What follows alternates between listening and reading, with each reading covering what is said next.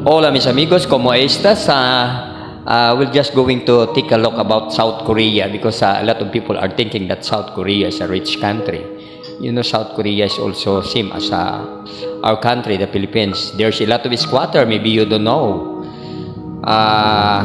In the Philippines, we have a lot of squatter, we have a lot of poor people living in a swamp area, living in a very devastated area. Look at that, it looks like Tondo also. This one is in South Korea, my friends. Maybe you don't know. Walang pagkakaiba, walang pinag-iba sa Pilipinas, mga kaibigan. You know why? Because some government official in their area in South Korea are also corrupt. Mga kawatan, mga buhaya, mga balimbing. Bakit nga ba there's a lot of people or there's a lot of person so greedy, they want to get all the things in this world which they cannot bring when time comes. They couldn't breathe anymore because all of us are going to perish without anything that can be bring, whatever it is. Kaya mga kaibigan, we're not supposed to be greedy. Huwag tayong madamot, huwag tayong ganit, huwag tayong suwapang. Hindi ba kontento? No contentment. Sabagay, in this world, there's no contentment, my friend. Even if you have everything already, still you will think you will still gather for something. Because kahit meron ka na yan, even if you have all those things, still you are not happy, my friends.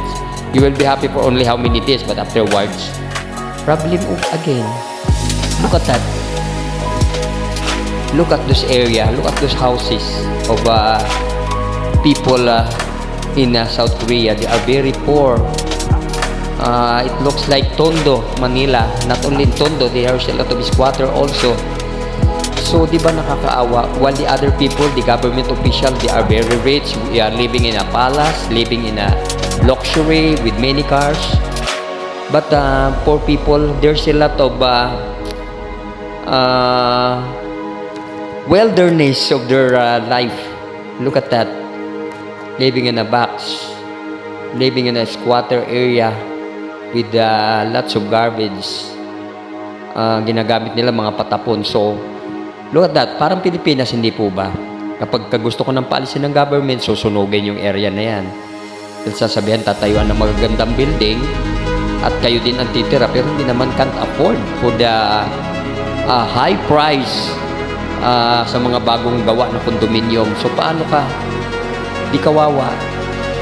Well, anyway, mostly in the third world countries, there's poor people, even though in America, na pinaka-rich. Still, they have marami din ng mga sa mga kalye na lang natutulog, mga walang bahay. So, ayan po, kawawa, walang pinag-iba dito sa atin sa Pilipinas. Ganun po. Yung iba naman, parang dito din sa atin, same. Magkukunwaring pulubi para kumita dahil ibibinta. Pag nabigyan ng housing project o nagbigyan ng sariling bahay, ibibinta para kumita din, mag-i-squatter uli. So, walang pinag-iba, diba? Filipino style pa rin. Pero kahit paano dito sa atin, minsan napapansin naman ng gobyerno, tinutulungan pa rin, nire-relocate, nibigyan. Kahit na minsan mga manluloko din, sasabihin na kailangan yun, kailangan. O kagaya niyan, ito sa South Korea, o nakulong dahil dito din sa Pilipinas, ganun. Porque siya ang nakaupo sa gobyerno, lahat ng kamag-anak niya kinuha. So, kinulong siya, parusahan. Pero ganun pa man, ganun pa rin ang pangyayari. There's still a lot of poor people and the poor became more poorer. So God help us all over the world for the poor. Well, anyway, we can go to paradise with nothing to bring because it's rich. The kingdom of Father in heaven is very rich. We don't need anything to bring, okay? Just keep on trusting, be healthy as long as you are alive. Okay, bye-bye. God bless.